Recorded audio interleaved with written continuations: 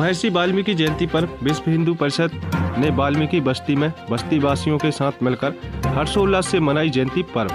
उक्त जानकारी देते हुए विहिप वाल्मीकि जयंती संयोजक भूरू बग्गर ने बताया कि महर्षि वाल्मीकि जयंती के अवसर पर विश्व हिंदू परिषद बजरंग दल द्वारा स्थानीय वाल्मीकि बस्ती में बस्ती वासियों के साथ एकत्र होकर कार्यक्रम में मुख्य अतिथि विश्व हिंदू परिषद प्रांत सह मंत्री गोपाल सोनी, विभाग सह मंत्री शिव राठौर, राष्ट्रीय कथा वाचिका अनन्या शर्मा, युवा संत पूर्णानंद महाराज, यज्ञाचार्य आचार्य पुनीत दुबे, समाज सेवी प्रवीण पाणलीकर, डॉक्टर नीतीश जैन, जिला समरसता प्रमुख विनोद मालवी, कुंदन श्रीवास, अतुल शर्मा, नगर अध्यक्ष सौरभ रघुवंशी आदि अतिथियों ने भगवान वाल्मीकि जी के चित्र की पूजा अर्चना कर जयंती कार्यक्रम का शुभारंभ किया।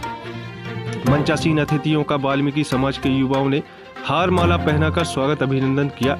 जयंती कार्यक्रम को संबोधित करते हुए वेद प्रांत सह मंत्री गोपाल सोनी ने कहा कि भारत ऋषि मुनियों, संतों, महान पुरुषों का देश है। उनका जीवन चरित्र लगभग 10,000 साल पूर्व का अवतरित है। सोनी ने कहा, आज कुछ लोग वरलाकर हमें अपने भाइयों में खाई पैदा कर रहे हैं। उन्होंने कहा कि हमारे देश में वर्ण व्यवस्था थी, जातित्या नहीं, लेकिन मुगल काल, ब्रिटिश काल के बाद हमारे सनातन में कुरीति का जन्म देकर हिंदू को विभाजित करने प्रयास किया गया है और इसको कुछ लिबरल कम्युनिटी विचारधारा के लोग देश में जातीय संघर्ष कर आग लगाना चाहते हैं। हमें इनसे सतर्क रहना होगा। हमें संगठित होकर हिंदू मंत्र को धारण करना होगा। कार्यक्रम में राष्ट्रीय कथा वाचिका अनन्या शर्मा ने कहा कि वाल्मीकि एक विद्वान पंडित के रूप में प्रतिष्ठित हैं। उन्हें अस्मकात ज्ञान की देवी सरस्वती की कृपा प्राप्त हुई। उन्होंने संस्कृत श्लोकों से रामायण नामक ग्रंथ की रचना की, जो देश नहीं अपितु संसार में पढ़ा जाता है।